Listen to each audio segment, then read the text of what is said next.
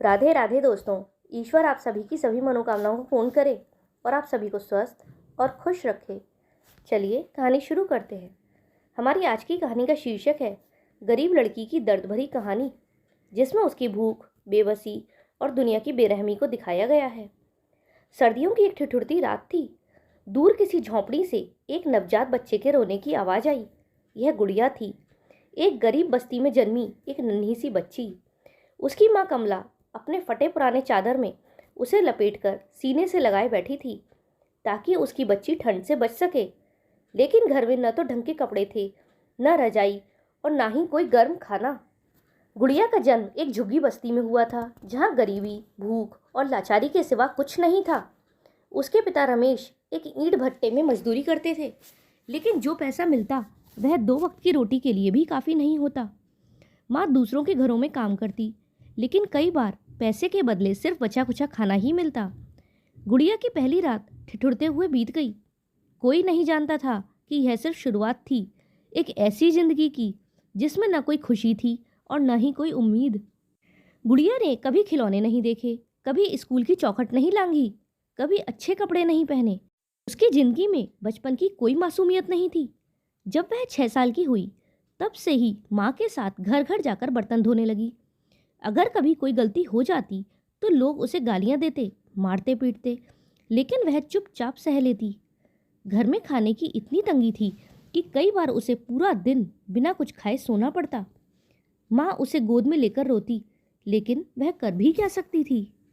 पिता अब शराब के आदी हो गए थे। जो थोड़ा बहुत कमाते वह दारू में उड़ा देते। गरीबी और शराब के नशे ने घर को नरक बना दिया था। कई बार रात को गुड़िया भूख से रोती थी, लेकिन माँ के पास देने को कुछ नहीं होता। उसे सिर्फ लोरी की तरह ये शब्द सुनाई देते, सो जा बेटा, सुबह तक सब ठीक हो जाएगा। लेकिन हर सुबह एक नई भूख और एक नए संघर्ष के साथ आती। जब गुड़िया 10 साल की हुई तो उसकी माँ बीमार पड़ गई। डॉक्टर ने कहा कि अगर सही इलाज नहीं हुआ तो उसकी जान चली जाएगी। लेकिन इलाज के लिए पैसे कहाँ से आते। गुड़िया ने और ज़्यादा काम करना शुरू कर दिया। वह होटल में बर्तन धोती, कूड़ा बीनती और दिन रात मेहनत करती, लेकिन माँ की दवाई के लिए कभी पैसे पूरे नहीं हो पाते। फिर एक दिन माँ ने उसे अपने पास बुलाया और कांपती आवाज़ में कहा, बेटी तू बहुत मेहनत करती है, लेकिन अब मैं ज़्यादा दिन जिंदा नहीं रहूँगी। गुड़िया ने माँ का हाथ थाम लिया, लेकिन उसकी आंखों के सामने ही माँ ने अपनी आखिरी सांस ले ली। गुड़िया के लिए दुनिया जैसे खत्म हो गई थी। माँ की मौत के बाद पिता ने उसे काम पर भेजना बंद कर दिया और भीख मंगवाने लगे। जब गुड़िया मना करती तो बेरहमी से उसे पीटते। उसकी मासूमियत धीरे धीरे मरती जा रही थी। एक रात जब वह सड़क किनारे भीख मांग रही थी, तभी कुछ दरिंदों ने उसे उठा लिया।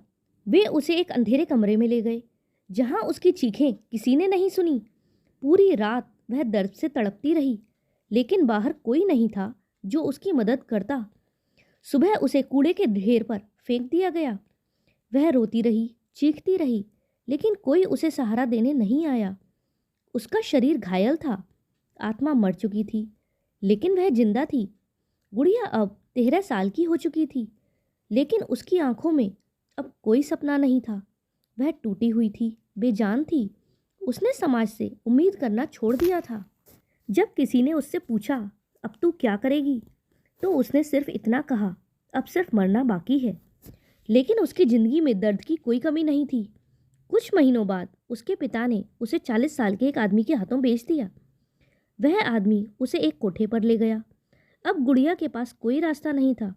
वह हर रोज किसी दरिंदे के हाथों बर्बाद होती, लेकिन उसकी चीखें सिर्फ 4 दीवारी के अंदर दम तोड़ देती। गुड़िया को इस नर्क से बाहर निकलने का कोई रास्ता नहीं दिख रहा था। उसकी आत्मा रोज मर रही थी। एक रात जब एक आदमी ने उससे ज़बरदस्ती की तो उसने उसे धक्का दिया और भाग निकली।